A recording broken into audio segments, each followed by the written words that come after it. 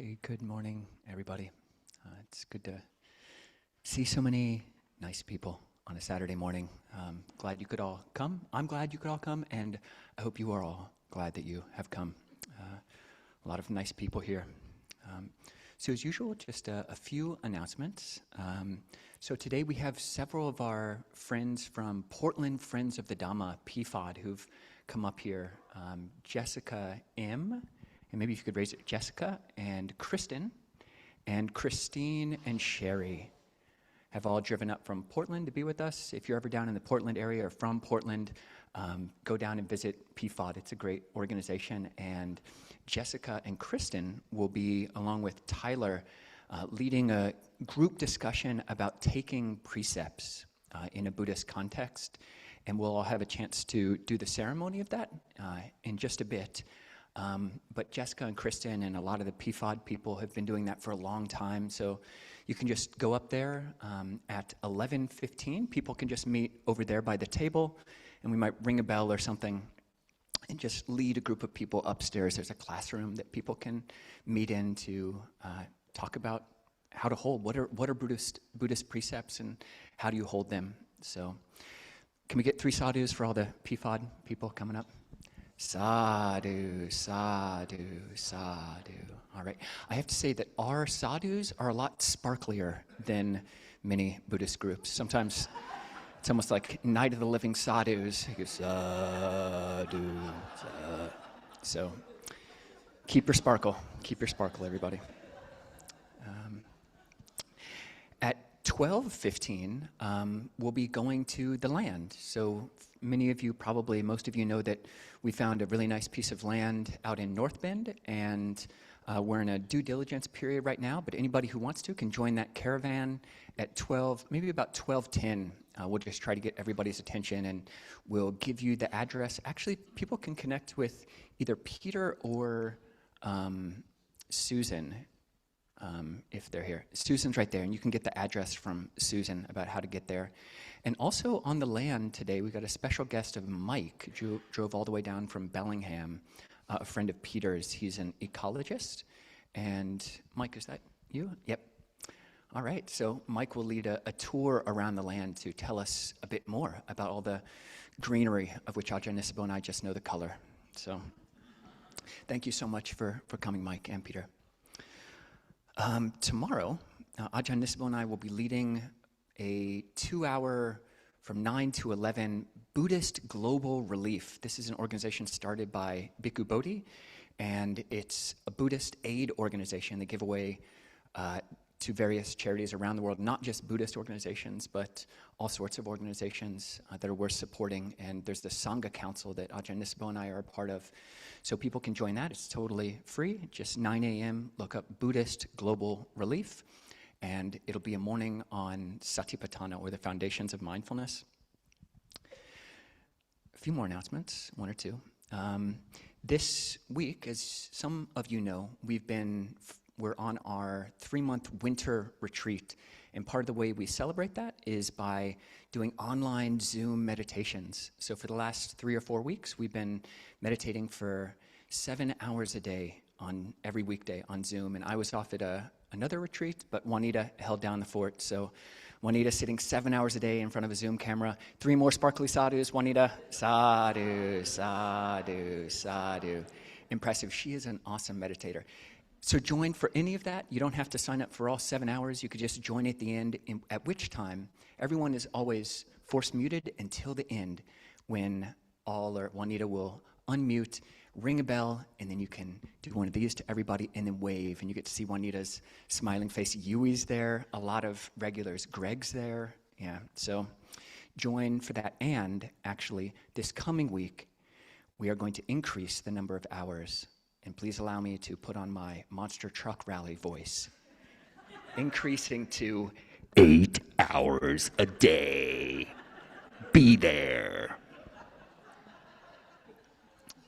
That's 8 hours. And you can go online to figure out what those hours are going to be: morning, noon, and in the afternoon as well. And it's just a forcing function. If you want friends to meditate with, then come online. Yep. Judith is there as well. We got lots of regulars. And just 2 weeks from now, Allison, for her birthday, is has rented a yoga studio. So on February 22nd, there'll be an afternoon of reflection on aging and death, if you want some of that. And even if you don't, it's probably good for you. So there's information on that on WhatsApp and in Discord, and we'll announce it again next week. Okay, well, I think any other announcements for this week? Yeah, Alex, please. So St. Mark's generously provides the space for us. If you would like to donate, there is a box on the table back there, a black box for St. Mark's. Well, thank you, Alex. And Greg, please. I only have about 15 minutes of announcements, so it'll be quick. First, encouraging everyone to get a name tag if you haven't before the social hour. The name tags say that you're ready to talk Dhamma or whatever, and makes it easier for everybody to identify you. So you wear it for everybody in addition to yourself. Lastly, we have some amazing food today. We have, as we often do, but more so today, we have a lot of one-time use containers. Things that hold cookies or nuts or dried fruit or macaroni or what have you. And we ask that if you gave those, we're going to eat as much as we can, but that you also go get them at the end and take them with you. Because otherwise, we have no way to donate it, we have no way to store it, we don't want to clean it, we don't want to throw it out. So we ask your cooperation on the one-time use stuff, and they end up in the lost and found, and that's no good for anybody. That's all. Awesome. Thank you, Greg. And with all those announcements, one more? Nope? Okay. All right. Well, I think they passed. I just need the mic for the Please, Christine. Just for the requesting, Ajahn. What's that? Just for the requesting. I just needed Okay, the great. requesting. Yeah, so on the first Saturday of every month, we have a chance to take the 3 refuges and the 5 precepts. This is on page 128 of the chanting book. And yeah, I think Christine will do the requesting, which is actually on page 126 if you wanted to join along. Okay, we'll start by bowing 3 times.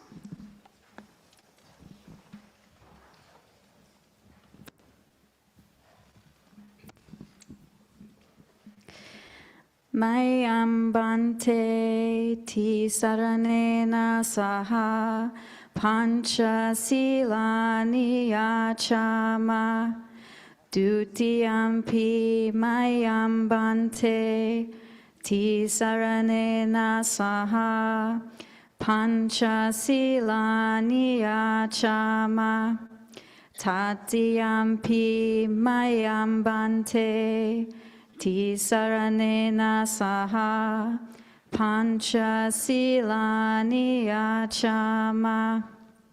Okay, page 128. The 3 refuges are the basis of growing faith in Buddhism. That's taking refuge in the Buddha, which means many things, and hopefully all of you are evolving your sense of what that means for you. Buddha means one who's awakened, so it's bowing and taking refuge in the principle of awakening. The Dhamma is the truth of the way things are, and the Sangha is really love in action, or awakening lived. So bowing to those principles and taking these on, these are totally optional, but if you'd like to, you can follow along with this. I'll chant that Namo Tassa 3 times, and then those who want to can follow after me. Namo tassa bhagavato arahato samma sambuddhassa. Namo tassa bhagavato arahato samma sambuddhassa. Namo tassa bhagavato arahato samma sambuddhassa.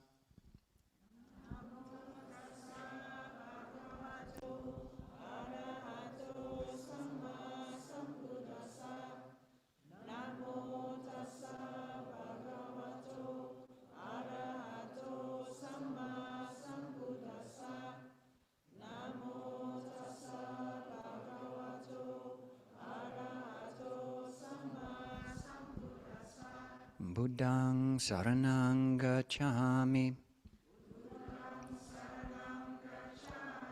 Dhammang saranang gacchami. Sanghang saranang gacchami.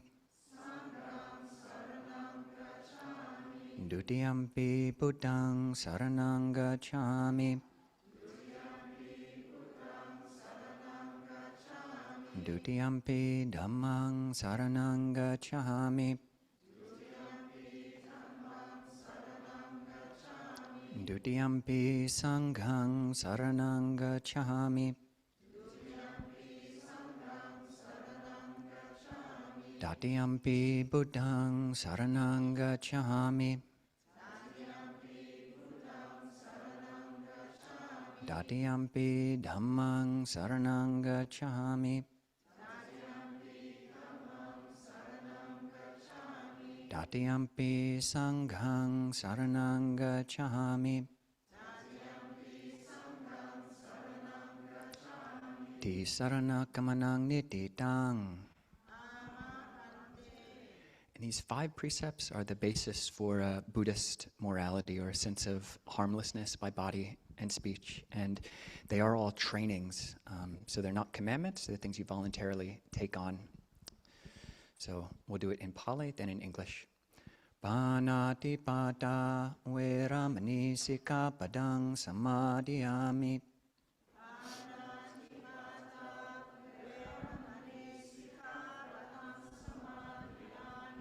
I undertake the precept to refrain from taking the life of any living creature.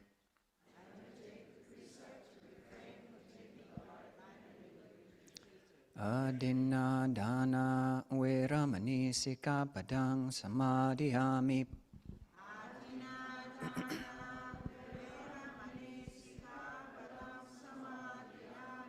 I undertake the precept to refrain from taking that which is not given.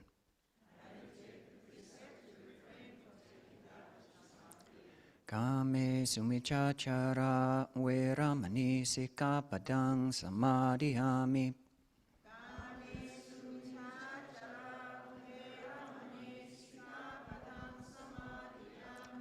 I undertake the precept to refrain from sexual misconduct. Musavada veramani sikkhapadang samadhiyami.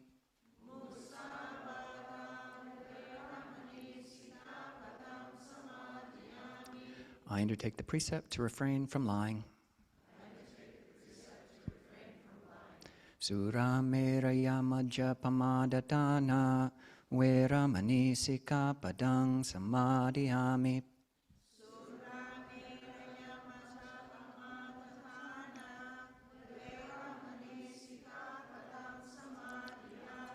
I undertake the precept to refrain from consuming intoxicating drink and drugs which lead to carelessness.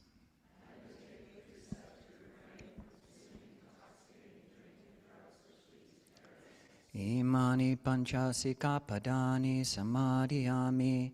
Silena sukating yanti, silena bhoga sampada, silena nibuting yanti tasama silang visodaye.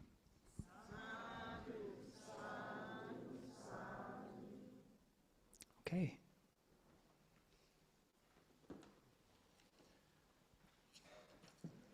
So those are the 3 refuges and the 5 precepts. If people want to learn more about those, again, meet up at 11:15 to go and speak with the Peapod people. And with that, we can meditate together.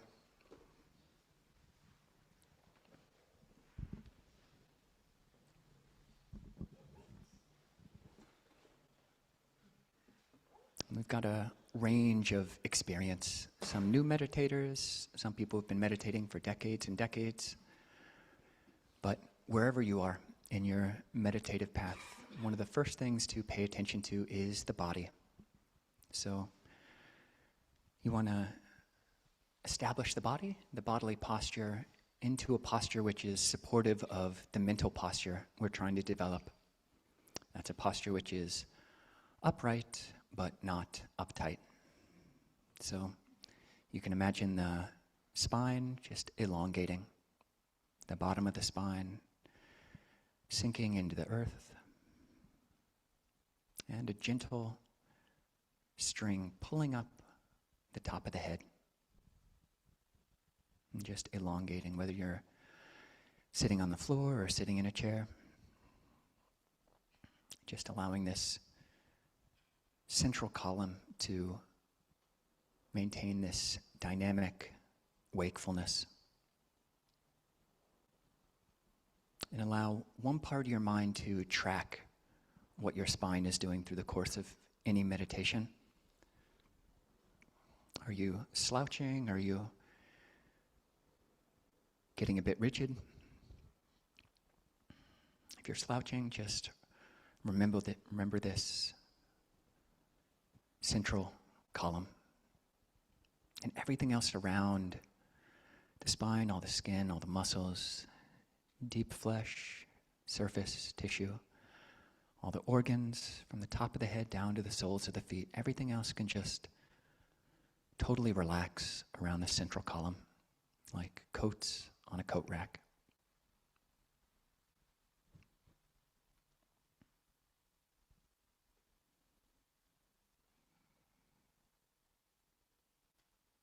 And with the body in this wakeful but not tired posture, bringing awareness to our meditation object. And people can practice with whatever they're used to, watching the breath at the tip of the nose, or scanning the body, or practicing loving kindness. And I'll just give a little bit of guidance around the breath. And exploring if you can think about the breath, your relationship with the breath, as if eating a fine meal. Paying attention to the beginning, the middle, and the end of every in-breath, and the beginning, the middle, and the end of every out-breath. Becoming a connoisseur of the breath.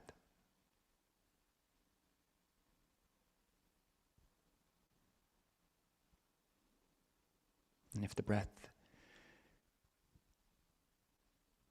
feels good the way you're breathing now, then just keep paying attention. That's really almost the whole of meditation, is training attention. Just as if you had paid good money to have a good meal, you want to pay attention to every bite, so too, you're giving your time. You've come here to meditate, so giving this refined and subtle awareness to the breath, something we overlook most of the time.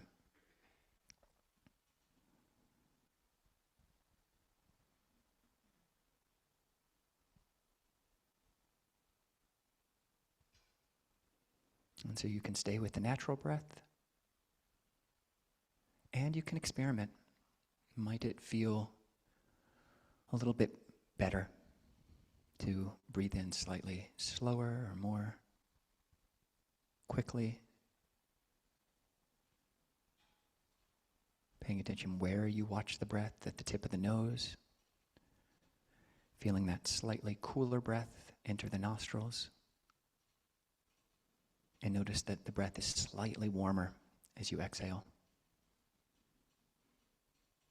And why not pay attention to this?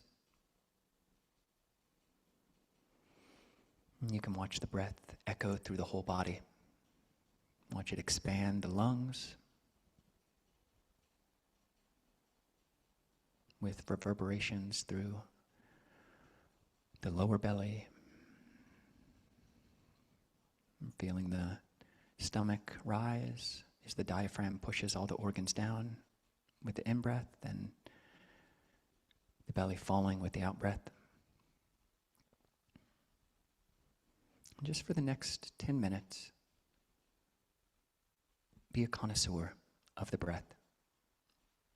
See if you can know every single breath in this period of time. And if you notice you're thinking, Just, okay, I'm here to watch the breath, and it can be delicious. And coming back to the breath.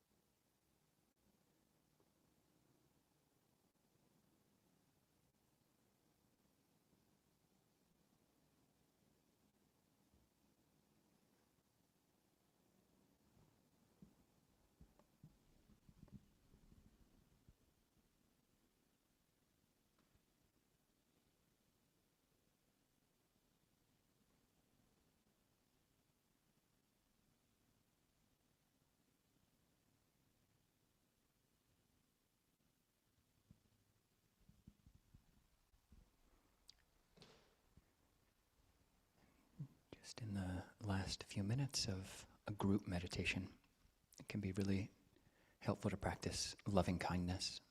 So staying with the breath and just adding the wish, either the words or really just the wish. It can be pre-verbal, that on the in-breath, wishing, may I be well. And then the out-breath, may all beings be well. And the in-breath, may I be well. And really seeing if you can tap into the truth of that, soften into the place where that really is a true wish. May I be well. And that out-breath, may all beings be well.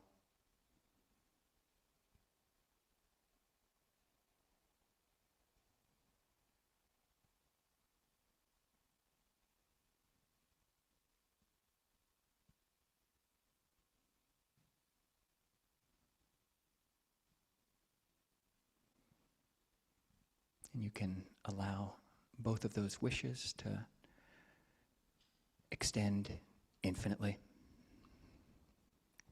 The mind doesn't need to have any barriers or walls.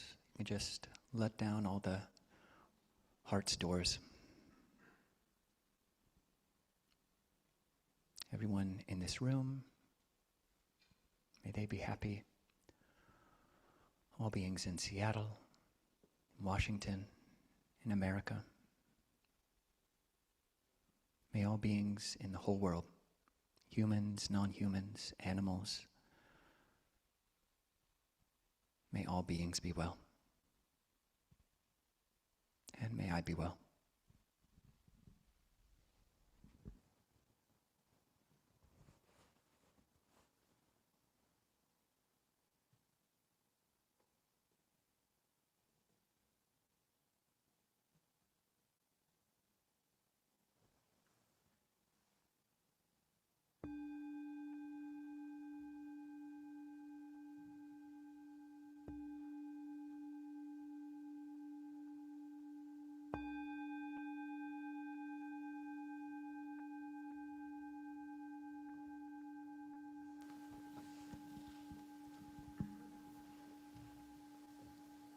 For those who want to join in on requesting the Dhamma talk, you can find that on page 124. We'll bow 3 times.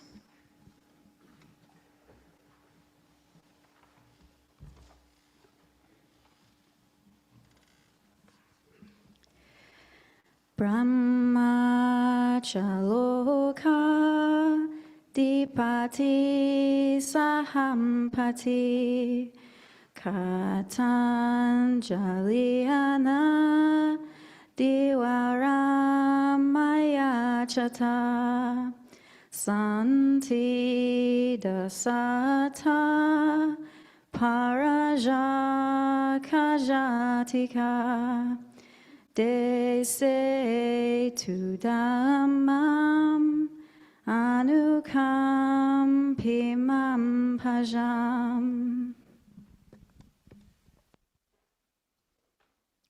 Namo tassa bhagavato arahato samma sambuddhassa. Namo tassa bhagavato arahato samma sambuddhassa. Namo tassa bhagavato arahato samma sambuddhassa. Buddhang dhammang sanghang namasami. I'm just curious, maybe by a show of hands, who here either just this morning during that guided sit or ever in your life, have you ever been able to tap into a way of breathing that you really could call delicious? Anybody? All right, that is wonderful to see so many hands. I have as well, and that's really cool. I think this is not a standard subset of the American population, but just to know that many people, that there is a way of breathing that can be delicious. You can tap into a beautiful breath. And part of Buddhism, a really pretty much the whole of Buddhism is a path of practice. It's a path of training.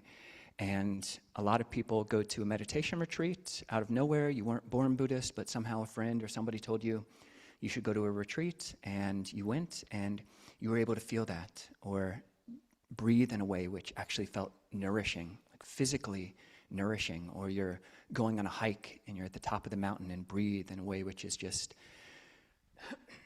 delicious. So very happy to hear that. So you can train, you can get better at that. You can train your breath palette, learn how to do that consistently. That's what part of what meditation is all about. So I have a question for anybody. Is there anybody who does not know what this object is? This is an object I'm holding in my hand. Okay, we've got a couple people who don't know what this object is. Now, for those people, what do you think it might be, this object? Yeah. And you can just say it out. A drum? Okay, we get that. A hat? All right. Could be.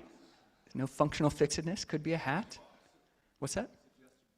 A suggestion box? So many good ideas. It can do all of the above. Yeah.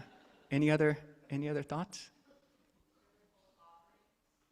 Hold offerings. Okay. Well, in honor of tomorrow, which is sort of a secular American religious holiday, in a sense, I thought to introduce you to my alms bowl, the original Super Bowl, the Buddhist Super Bowl. Yeah. This really is a super bowl. Not just because it's bigger than it's probably bigger than like 5 of your bowls combined, but yeah, it's super. This is what we eat out of every day. I've eaten out of this bowl. I was given this bowl 17 years ago when I ordained as a novice by a Thai woman named Plern. Yom Plern gave this to me, and yeah, it's probably just been dozens of times that I have not eaten out of this bowl. We typically just eat 1 meal a day, so all of our calories pretty much go into this bowl, and this is what we eat out of. It's a Super Bowl. It is a Super Bowl. And yeah, Yom Plern, she gave me this bowl at my ordination. There were pictures taken, and Thai people love the photos because there are all these like little flashes all around us as if they were like surrounded by angels. Very auspicious occasion. But yeah, I kept in touch with Yom Plern. She was a great cook, would come to Abhayagiri, and she passed away maybe 6 years ago, and I was able to go visit her when she was on her deathbed, and was able to bring my bowl and say, Yom Plern, you gave me this bowl, and so you've been a part of pretty much every meal I've eaten for the last however many years it was at the time. And what an amazing gift. The Thai word for bowl and the Thai currency both have the same name, baht. Baht is a baht.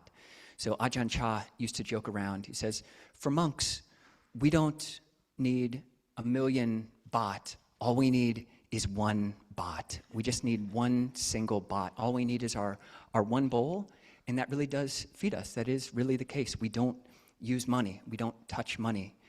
Don't have a secret bank account, don't have an overt bank account, but we go in for alms, and it's magical. You wouldn't think that it would work, but based on the accumulated and just goodness of the Buddha having established this institution of monks and nuns through the centuries, people come up to us. We go into Pike Place Market.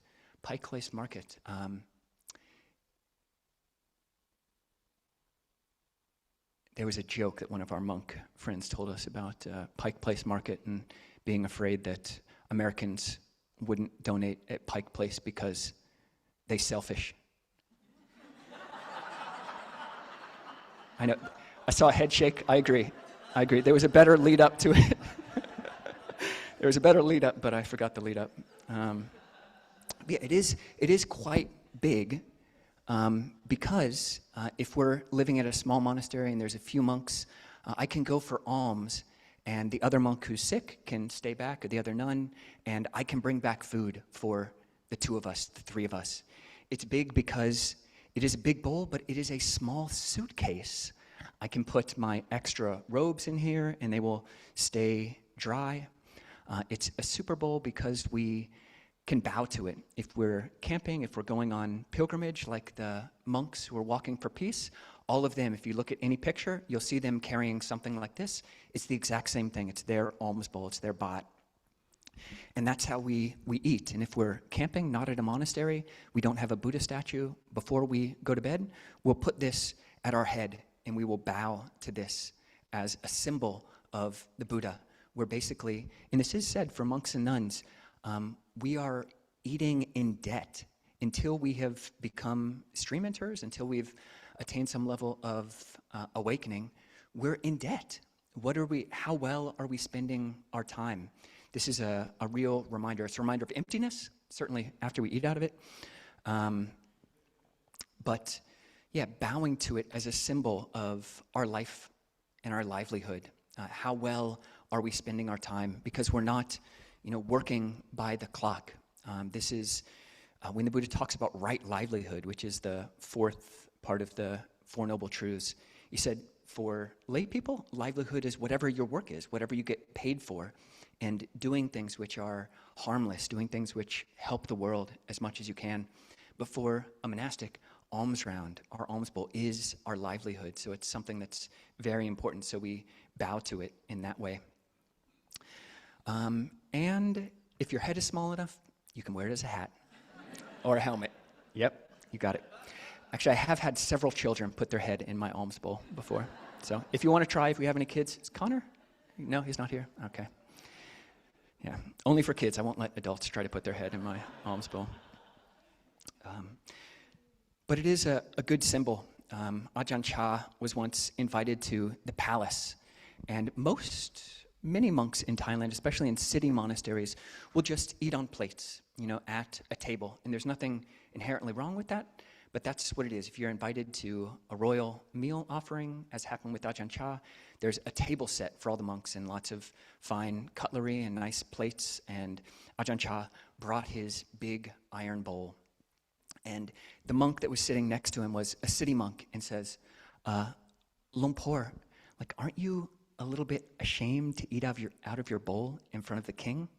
And Ajahn Chah said, monk, aren't you ashamed to eat off of a plate in front of the Buddha? Ooh, yeah. Oh. So it's a symbol of consumption. It's a symbol of eating. It's a symbol of nutriment. It's a symbol of sustenance. And you can look at the Buddha's teaching as a whole as, I don't know about diet advice, sounds a little bit trivial, but as gaining skill at how we consume and what we consume, our table manners for our lives. And the Buddha talked about not just one type of food, not just one type of sustenance, but four. So the first type of food he talked about was the physical food. So all of us, there's a Buddhist catechism which talks about different numbered things, just like a Catholic or other types of catechism. What is 5? It's the 5 aggregates. What is 4? It's the Four Noble Truths. What is 3? It's the 3 characteristics. What is 2? It's body and mind. And what is 1? Any guesses? What is 1 in this catechism? Exactly. All beings subsist on nutriment. All beings feed. All beings have to eat.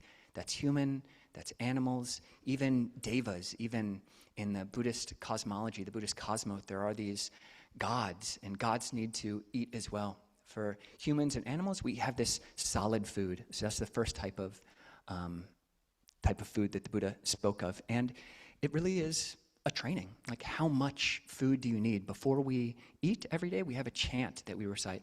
Wisely reflecting, I use alms food, not for fun, not for pleasure, not for fattening, not for beautification, only for the maintenance and nourishment of this body, for keeping it healthy, for helping with the holy life, thinking thus, I will allay old feelings without creating new ones, so that I may continue to live blamelessly and at ease. So really reflecting, how am I using these calories? This offering of the faithful is the fruit of work and care. I reflect upon my conduct. Have I truly earned my share? And for monastics, that makes sense. But really, we talked about those 10 subjects for frequent recollection 2 or 3 weeks ago. And one of them was, my very life is sustained through the gifts of others. And that's absolutely true when you are a monastic. But it's also absolutely true when you are anybody. When you are a human, your very life, our very lives are sustained through the gifts of others. And it's really important to reflect on that. And there was a book that came out in 2009 called One Bowl, where somebody stole the Buddhist idea and basically is saying, oh, this is good diet advice. You can just take one bowl and eat all of your meals out of it. And why not? I've actually known several lay people who've done that for a period of time. It doesn't have to be a huge bowl, though a huge bowl does help. But pick out a beautiful bowl, and it's a symbol of renunciation. Why not? If you're living by yourself, or even if you're living with others, oftentimes you can choose a bowl, choose a plate, something that, do you really need a whole dining ware set? Do you really need multiple bowls just for yourself? And you learn a lot about how big your stomach is. There's an exact relationship. I know I've been eating pretty much one meal a day, certainly not eating afternoon, for 20 years. And so I know how much of this bowl is equivalent to the size of my stomach. And it has grown, my stomach, not the bowl. But yeah, you learn a lot about yourself when you limit the variables. So why not? Why not do this? It could limit the number of stuff. You don't have to, dust all your extra bowls when you've only got one. So an interesting practice you could take on if you wanted to. Why not? Pick a beautiful bowl. Could at least be a conversation starter. But we all have to eat. So that's the first type of food. And the Buddha did give lots of ways for monastics.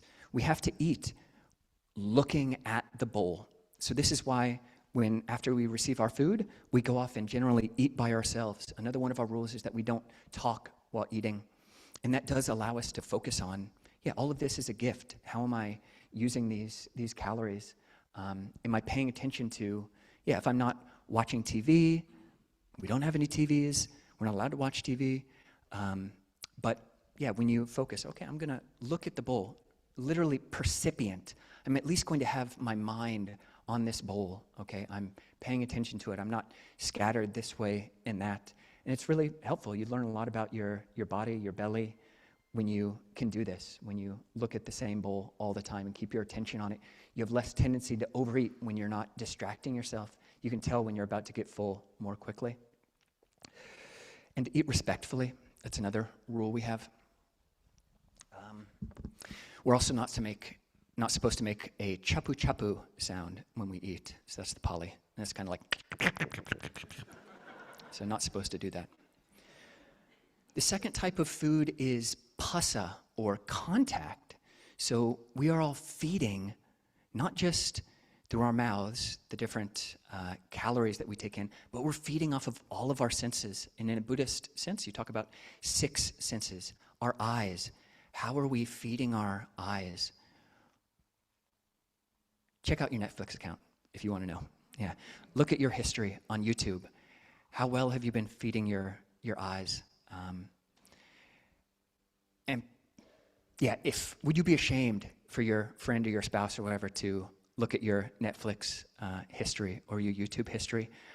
Would you be kind of like, oh, crikey, did I really just spend all that time last night on greed, anger, and delusion? I mean, maybe that was whatever it is. But we are consuming through our eyes. And there's a fascinating sutta, Majjhima 113, which is called the To Be Cultivated, where it talks about different practices by body, speech, and mind, which are to be cultivated or not to be cultivated. The word is sevitaba.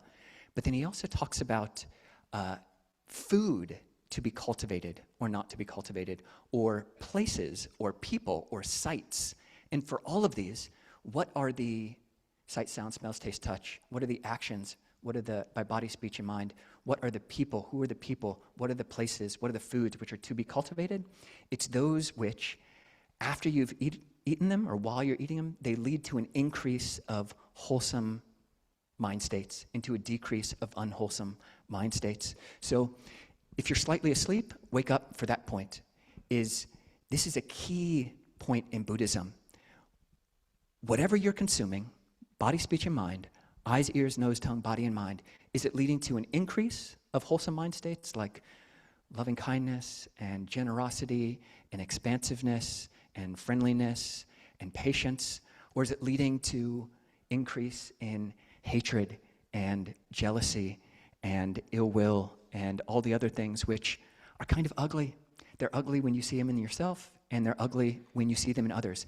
There was a period when Ajahn Nispo and I had a great idea. So we are human. We are human. We wear robes, and we're also human. So we do, and we're like best friends, and we live very close to each other. And there are times when, as humans, we talk a lot about a lot of things, and at times there will be friction points. And we noticed in each other that when the friction comes up, the face gets a little bit ugly. The face gets a little bit ugly. So we thought, all right, next time friction is coming up in the relationship, we're going to take out our phones and just film the other person with their permission. Okay? Just so you can see, yes, your face is doing that. Your face is doing that. So you can do that with your partner. You can do it with yourself. Bring up a mirror. It's kind of true. These unwholesome mental states, they're not just afflictive and they don't just suck for you, but they kind of make you ugly. So what are you taking in by eye? What are you taking in by ear? What are you listening to? What news are you listening to? Is it leading to increase of wholesome mental states or of unwholesome mental states? And not saying that you shouldn't watch the news, but you should absolutely pay attention to how it's affecting your mind. And you do have a choice in how you let it affect your mind and which channels you watch, which commentators you listen to if you feel that you need to watch the news. Smells, tastes, touch. So how are you feeding? Via the eye, ear, nose, tongue, body, and mind. This is contact, the way that you're thinking. So the third, we've got 2 types of food so far. The first was, I think a bunch of people said it, food. That's right. Regular food that humans eat and animals eat. The second one was contact. And the third one is intention. The third one is intention. How are you using your mind? And the Buddha used this simile of food, or ahara, in Thai, ahan, as ways of either feeding or starving, in a certain sense, healthy or unhealthy mental states. So there's a sutta, I think it's maybe Samyutta 47.2, called On Food, which talks about the food for the 5 hindrances and the food for the 7 factors of awakening. So the 5 hindrances are afflictive states of mind: greed, anger, restlessness and worry, and sloth and torpor, and doubt. So those 5. Greed, that's how we lean into the world. Aversion, that's how we push away from the world. Sloth and torpor, that's how we kind of slink into the world. Restlessness and worry, that's how we get all uptight. And doubt, that's just how we spin around without end, the unwholesome doubt that has no end. In each of these, we feed it by the way we intend.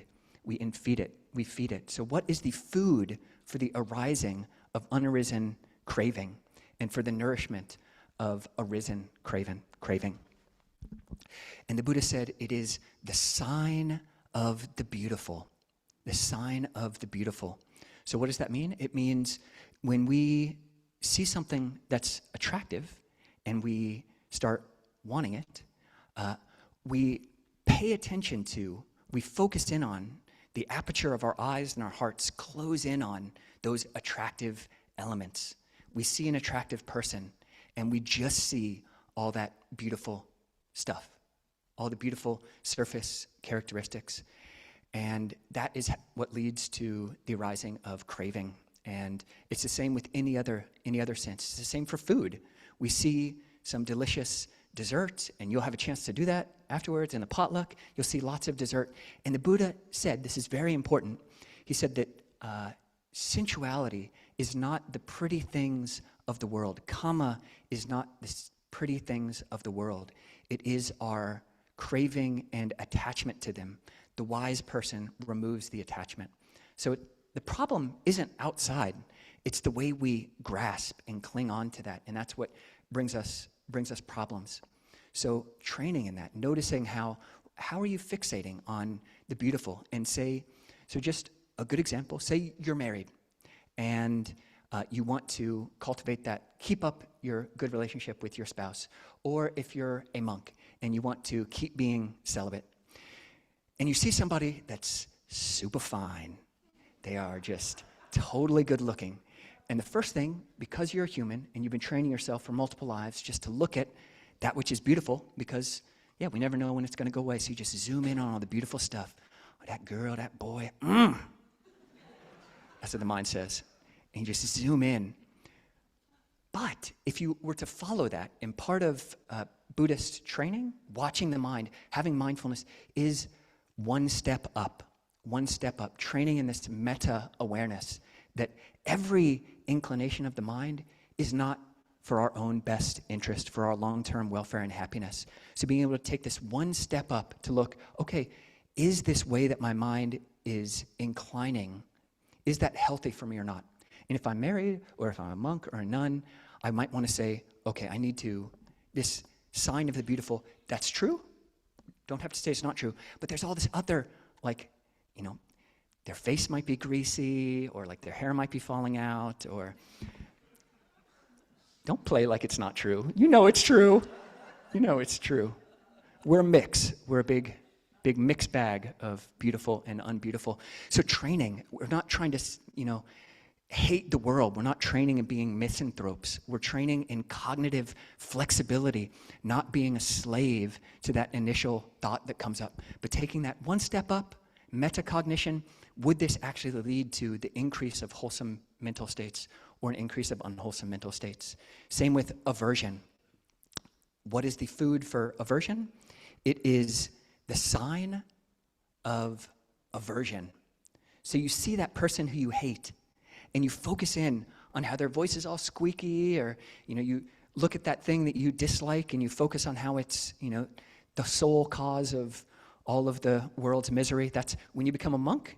Pretty much the monk sitting next to you, not so much Ajahn Nispo, because he's great, but pretty much the monk sitting next to you is the cause of the world's suffering. Because I have forgotten to take that step up and realize, okay, I'm just fixating the mind. I haven't caught it. I haven't learned how to take that step up, haven't realized that this is a really helpful step, and that's what we're training in meditation, is this, okay, take the step up to watch the breath, okay? We're training on TikTok, we're training on whatever it is, to just follow whatever the next swipe is, versus, okay, is the next swipe actually helpful? Is the next thought actually helpful? Or do I want to pay attention to this other thing, this other skill? Training in that delicious breath, learning how to cultivate the beautiful breath, something more healthy, feeding on something healthier, giving up mental junk food. So similarly with sloth and torpor, the food for sloth and torpor is drowsiness after a meal. He just doesn't list one food, he lists 5. Drowsiness after a meal, paying attention to that. Slumping of the body, mental lassitude, mental aversion, all of these feed tiredness and this sense of sloth and torpor. What is the food for restlessness? It's paying attention to objects which are the cause of restlessness. And the Buddha says, what is the solution to that? What is the food for the factor of awakening known as tranquility? It's to pay attention to those things which are calming. Pay attention to those things which are calming. And if you train in that next step, you can find things in the body. It's not the whole universe in each of our experiences, and really we are creating and living our own individual universe, Sai. And we're training and seeing that the world is bigger than just the tiny little sphere that I've contracted it to. And so, okay, maybe there is something in this body, in this mind, that's more peaceful. So for me, the mantra, Buddhang Saranang Gacchami, Dhammang Saranang Gacchami, Sanghang Saranang Gacchami, I take refuge in the Buddha, the Dhamma, and the Sangha. That's a phrase, it's a word, it's a thought, which for me is pacifying, it is peaceful. So when the mind, when the mind wants to think and wants to flurry, the food for the opposite of that is paying attention to that which is calm. And what's the food for doubt? It's paying attention to, unskillfully paying attention to things which are the cause for doubt. But in Buddhism, this fifth hindrance is a particular type of doubt that has no end. There is a type of questioning which the Buddha praised. That's actually the second factor of awakening, Dhamma Vichaya. And there's a great Zen phrase that what is faith? What is faith in Buddhism? Faith in Buddhism is skill in doubt. Skill in doubt. And again, if you were sleeping, I'm going to say that again. What is faith in Buddhism? It is skill in doubt. It's not being, again, a slave to your doubt. There's a type of doubt which will never end in and of itself. Doubt will never put an end to doubt. But skillful questioning can. So, yeah, noticing how we're feeding our intentions, how our intentions feeding healthy or unhealthy mind states. So what is our mind diet? And the fourth, so we got 3 types of food so far. First is yes. Second is contact, eye, ear, nose, tongue, body, and mind. Third is intention. And the fourth is consciousness. Consciousness, which is a lot more subtle. And I think we can get glimpses of that. Certainly if you're able to tap into the mind, which is able to really step back and just be with your experience of the universe as you're able to step back into it. And that's subtle. And I think many of us won't be able to tap into that most days, but this is one of the key insights that will lead to awakening, is when you're able to see that actually I'm still feeding on consciousness in a way. And when you've seen through that, seen how you feed even on the mind's knowing, then that's a breakthrough. That's the breakthrough to awakening. When you've fully understood, the Buddha said, when you've fully understood ahara, when you've fully understood nutriment or sustenance, that is equivalent to awakening. That's equivalent to awakening. So those are just ways that we feed.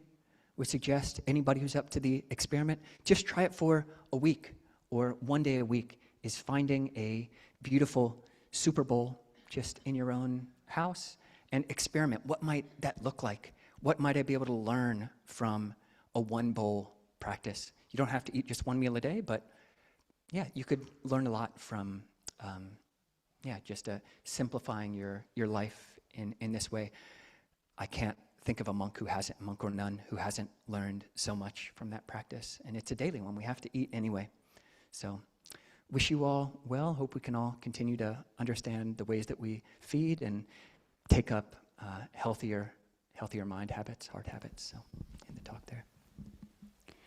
Handamayam Dhammakataya Sadhu Karam Daramase Sadhu Sadhu Sadhu Anumodami.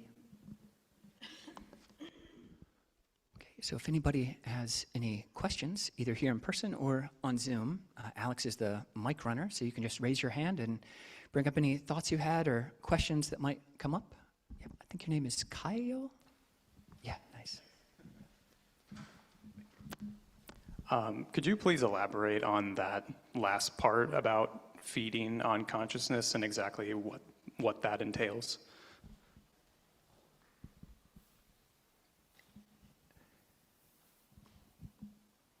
I wish I could. I wish I could. It really is a very deep insight, and that requires a level of samadhi, of concentration, which I'm certainly not accessing regularly, if ever. But that is the insight to awakening. An enlightened being has actually seen how they feed. So just like the Four Noble Truths are framed in the way of suffering or dissatisfaction, the cause of suffering, the cessation of suffering, and the path leading to the cessation of suffering. Or thinking of it backwards, you can think of it as the causes of happiness and the causes of unhappiness, or healthy diet and result of healthy diet, or unhealthy junk food diet and the result of junk food diet.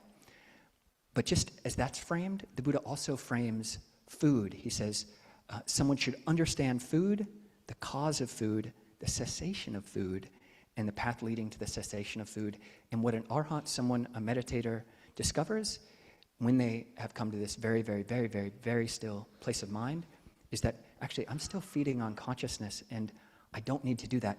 And that's not automatic self-end. That's not, you don't just die when you do that, but that's entrance into the deathless. That's an awakening experience. And if anybody understands that more deeply, please come up afterwards. Yeah. Thank you. Good question. Yeah, please, Kirk. Christopher on Zoom. And Kirk also comes to a lot of the meditations. So.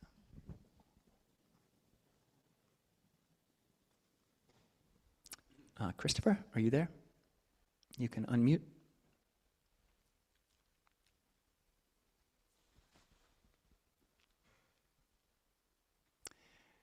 And maybe while Christopher figures out how to do that, we could pick someone else from in the room.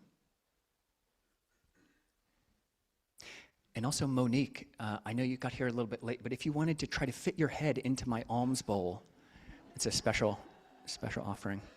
Yeah, so, yeah, it's fun. A little helmet, like a space woman.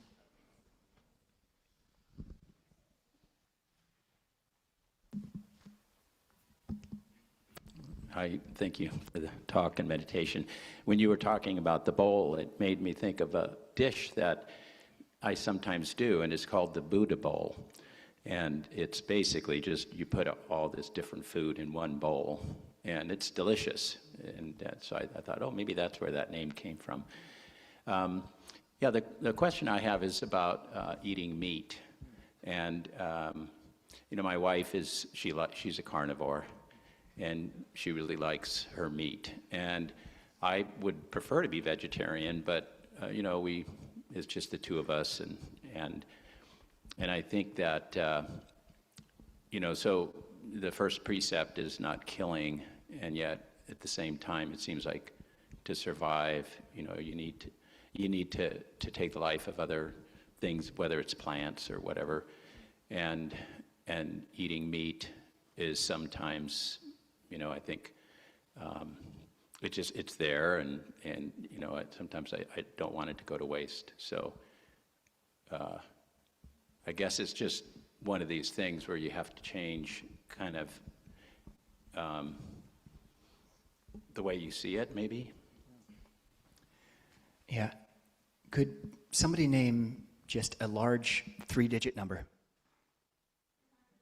386. All right, we got way more rules than that. As monastics, we have tons and tons and tons of rules. And it's great. It's great. It really organizes our lives. And the Buddha, there's 6 books of the monastic discipline around all the way that monks and nuns were behaving badly at the time of the Buddha. So lots of stipulations for this very specific group of people who've given their lives to Buddhism or given their lives to the Dhamma in this very express way. Very, very few, basically no rules for lay people.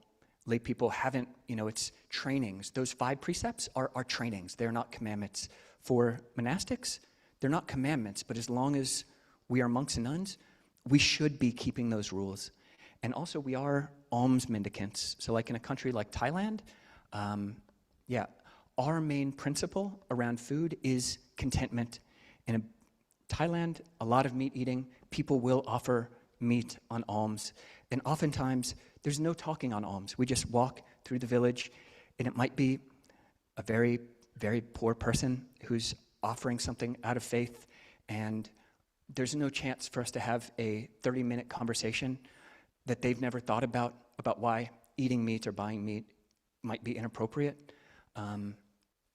So we'll accept meat as monastics, and it's up to the individual monastic. I know vegan monks who eat one meal a day who are vegan. It is possible.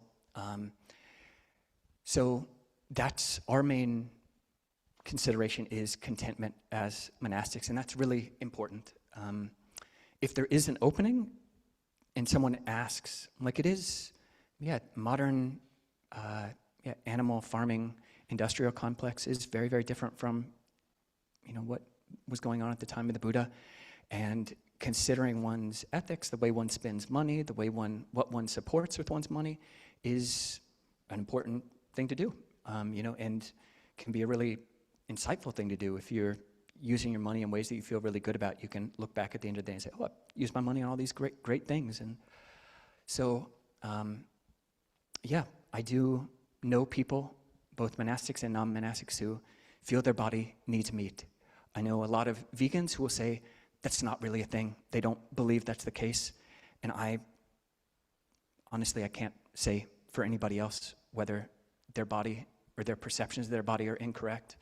But I will say, if one feels really good about the way one spends one's money, about what one consumes, then that brightens the mind, it brightens the heart. You sit down and the mind feels clean. And if you feel, and it's true for you, that your body does need meat and you're using it mindfully, doing that reflection, how I'm consuming, I'm not doing it for fun, not doing it for pleasure, not doing it for fattening, not doing it for beautification, the minimal or whatever I need to really sustain this body. It's an important reflection, and for all of us, because it can lead to happiness. It can lead to happiness if you pay attention to how you're consuming and what you're supporting with that.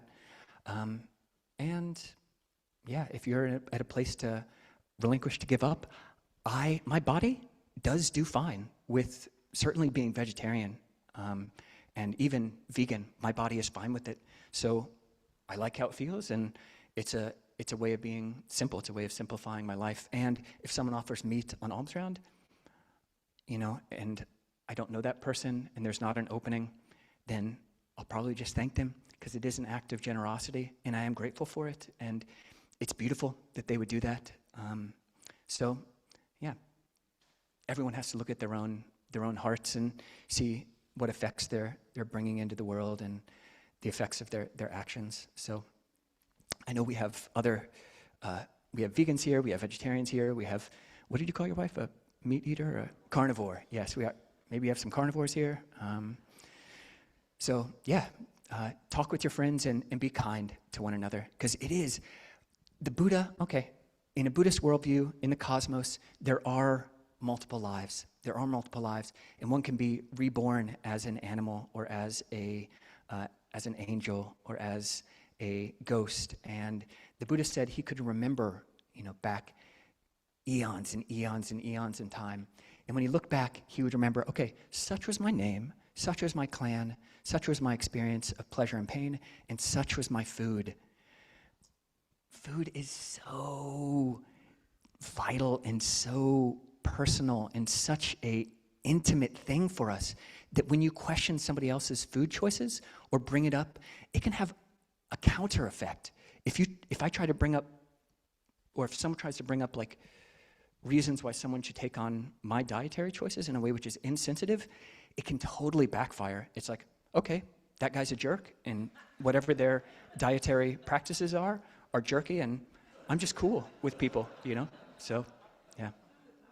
Yep, very good question, though. Yep. And that leads me to a story of my last Super Bowl party before I became a monk. I had already started sitting Goenka retreats, and one of my Goenka friends, I had dropped out of school and was going to living at Goenka centers, and we were traveling from one Goenka center to another, and it just happened to be Super Bowl weekend, and my friend's family was having a Super Bowl party. And so we go there, and I am of two minds. One of them is the mind that says, I am a serious meditator. So we get there, and I do not even get out of the car. I don't even go to the garage. And I sit there. She goes in, and she's, presumably having a good time with her family watching the Super Bowl, like, a normal, whatever kind of people watch the Super Bowl. And I'm just sitting in the car pretending like I'm meditating.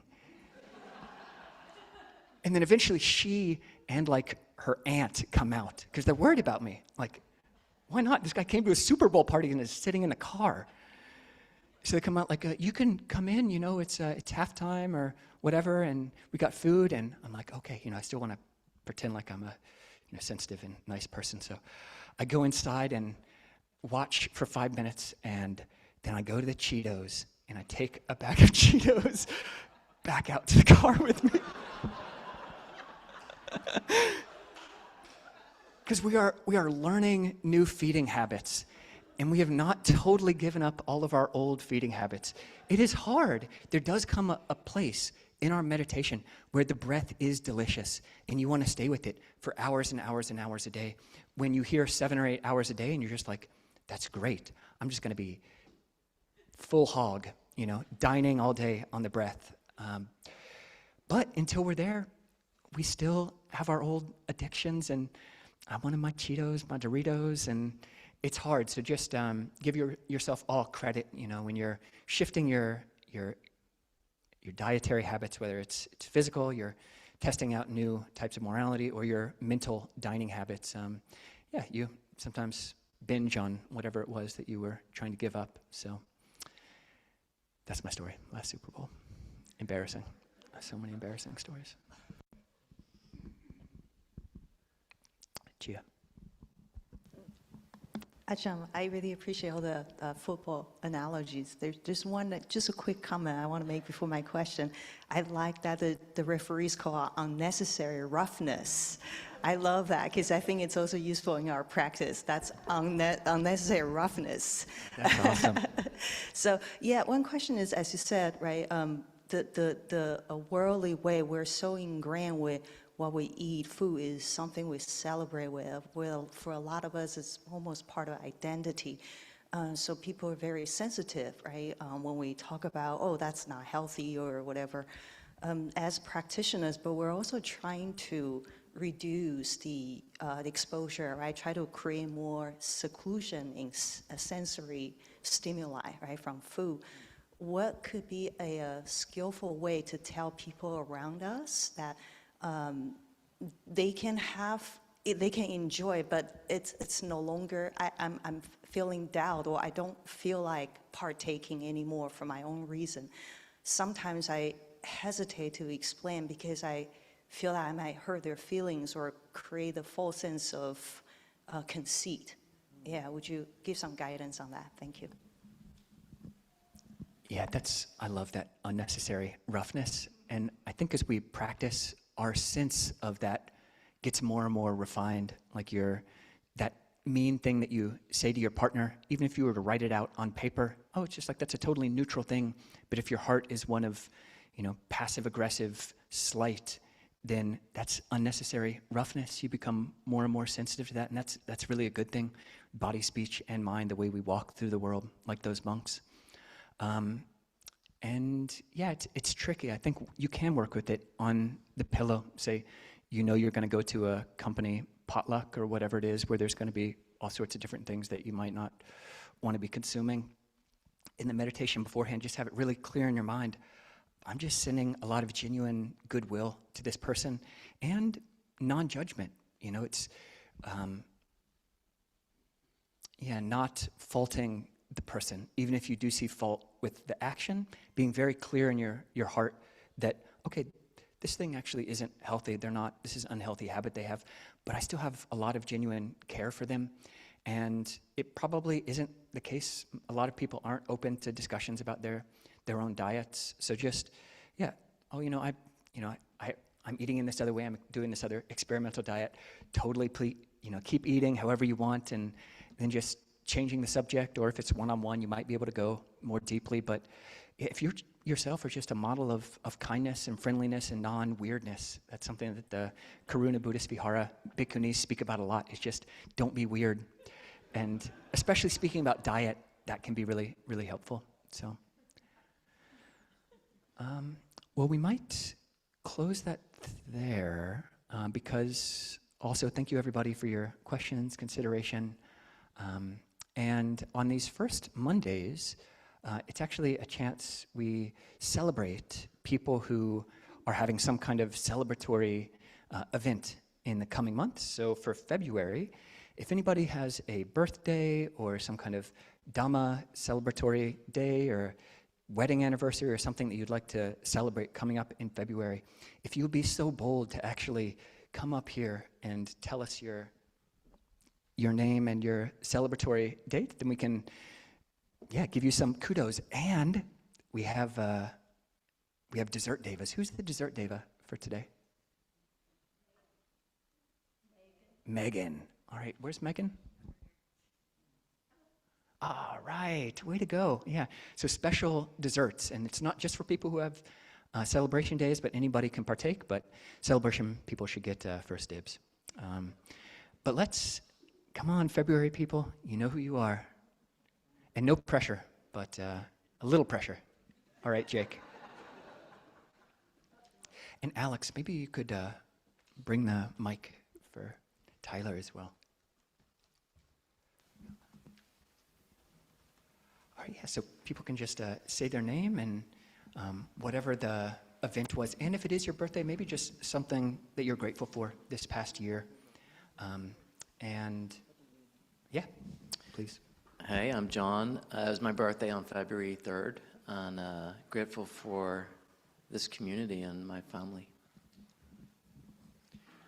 I'm Tyler, and my birthday is February 22nd. And I'm grateful for all of you. My name is Jake. I turn, dirty 30 on February 24th. And I'm grateful for this community helping me come to reckoning with what is essential. I'm Lynn. My birthday was February 6th, and I love Cheetos, the baked kind, saying. And I feel grateful for my teachers, Steve and Kamala. Hi, I'm Betsy, and my birthday is on February 14th. And I'm grateful to this community and today's talk. Thank you. All right, well, let's get 3 sadhus for all the February birthdays. So, sadhu, sadhu, sadhu. All right, you all get first dibs on the desserts back there. So, that went so quickly. Crikey. Well, thanks for coming up. And we still have time. Also, something else we bring to mind is what's called on our website the blessing braid, which are just opening our hearts to other people maybe who aren't here, family or friends who are going through something that's difficult in life. So we have that on our website. You can add names to that, or tell Ajahn Nispo and I, and we can add the names. But Kirk will read these blessing braids. And so just listening and opening up your heart to these people.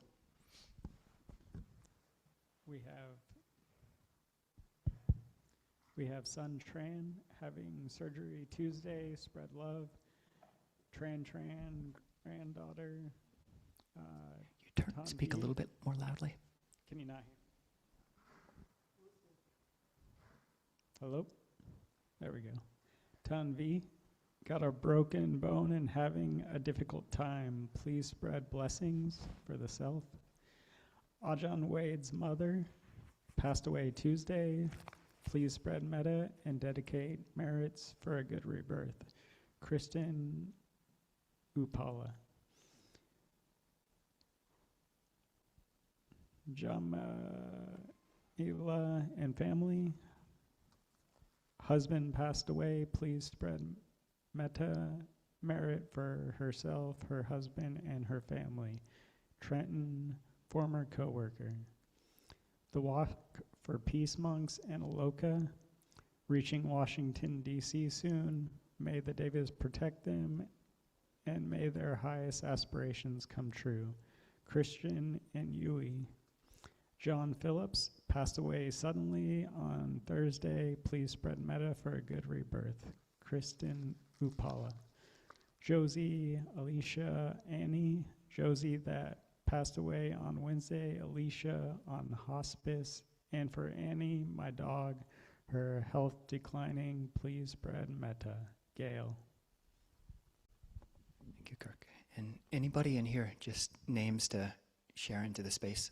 For Venerable Panawati, who is in hospice right now. Oh, really? Thank you, Cheryl. Deborah, about to go through surgery. Thank you. Yeah, please. Peter.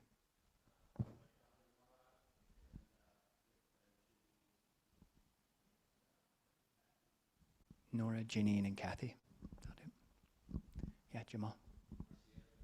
Marcia.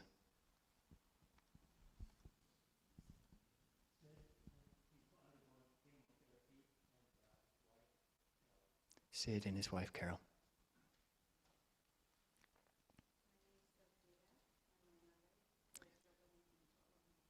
Sophia. Okay. And your mother. Thank you. Nancy. Mary. Okay. Yeah, Asa.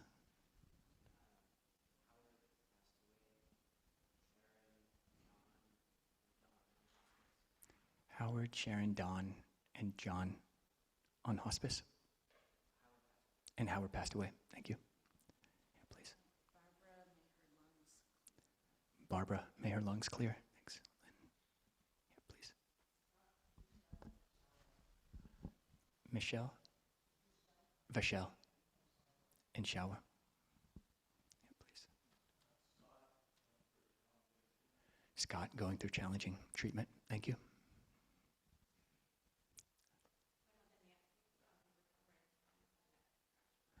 Nancy, who's in recovery. Thank you. Neck fracture. Yeah, please.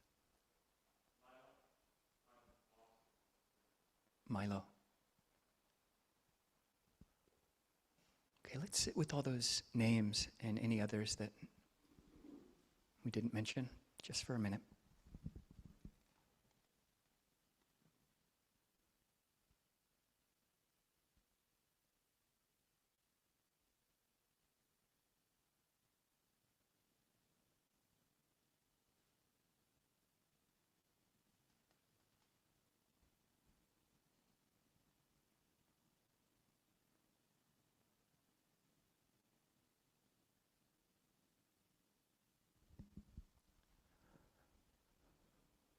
We can continue this exact practice with the chant on page 33. This is the verses of sharing and aspiration. It's a very traditional practice where we dedicate any goodness that we've done today or this week, just any goodness that we've done, just as someone might dedicate a book. And if you were to feel, oh, so-and-so dedicated a book to me, that feels really good. So too, there might be some way that we can send out our goodness, however that might work, to all the people named and unnamed. So now let us chant the verses of sharing and aspiration. Through the goodness that arises from my practice, may my spiritual teachers and guides of great virtue, my mother, my father, and my relatives, the sun and the moon, and all virtuous leaders of the world, may the highest gods and evil forces, celestial beings, guardian spirits of the earth, and the Lord of death, may those who are friendly, indifferent, or hostile, all beings receive the blessings of my life. May they soon attain the threefold bliss and realize the deathless. Through the goodness that arises from my practice, and through this act of sharing, may all desires and attachments quickly cease, and all harmful states of mind, until I realize Nibbana. In every kind of birth, may I have an upright mind, with mindfulness and wisdom, austerity, and vigor. May the forces of delusion not take hold, nor weaken my resolve. The Buddha is my excellent refuge. Unsurpassed is the protection of the Dhamma. Solitary Buddha is my noble guide. The Sangha is my supreme support. Through the supreme power of all these, may darkness and delusion be dispelled.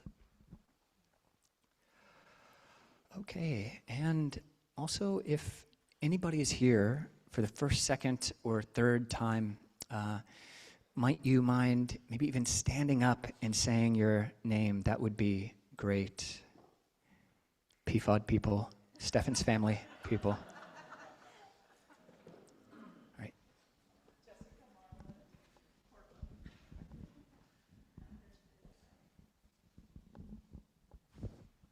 Rudy? Let's see.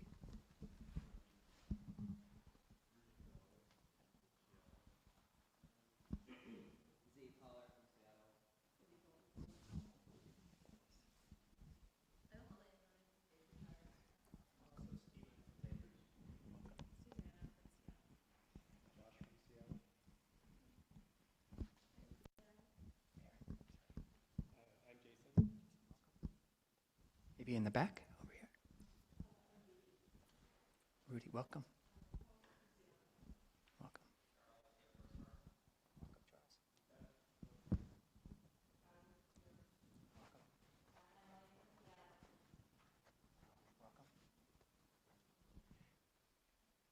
Maybe Sherry?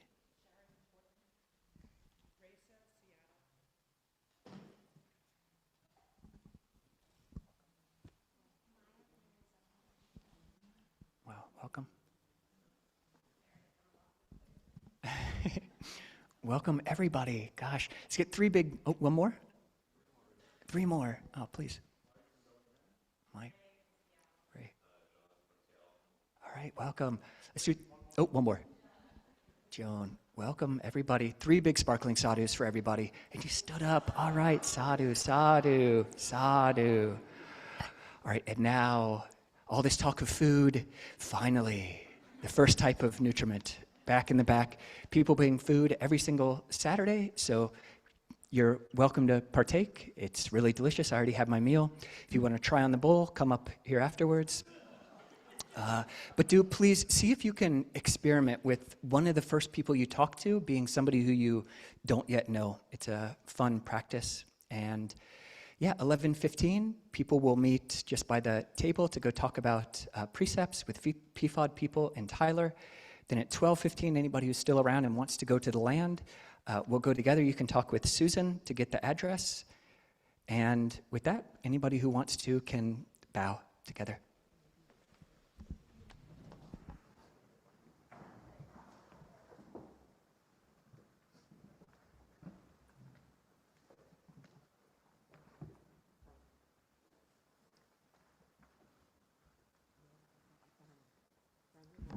And we can wave goodbye to the people on Zoom. Bye, everybody on Zoom.